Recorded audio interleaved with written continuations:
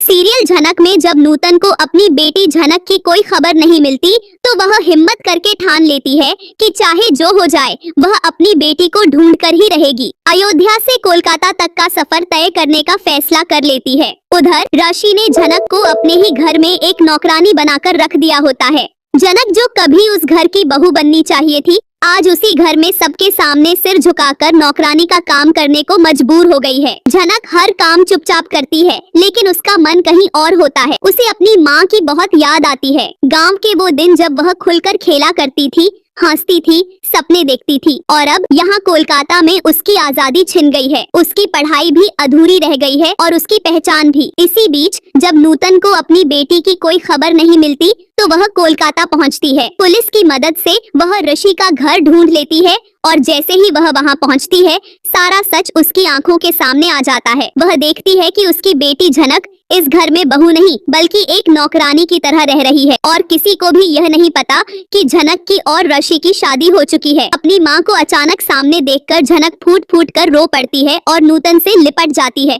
वहीं ऋषि घबरा जाता है। वह नूतन से कहता है, मैंने किसी को कुछ नहीं बताया है, प्लीज आप यहाँ से चली जाइए, नहीं तो बहुत बड़ा बवाल हो जाएगा। लेकिन नूतन अब चुप रहने वाली नहीं थी। वह ऋषि से साफ शब्दों में कहती है, या तो मेरी बेटी को उसका हक दो और उसे इस घर की बहू बनाओ, या फिर मैं उसे इस घर से लेकर चली जाऊंगी। मैं अपनी बेटी को किसी के घर में नौकरानी बनकर नहीं रहने दूंगी।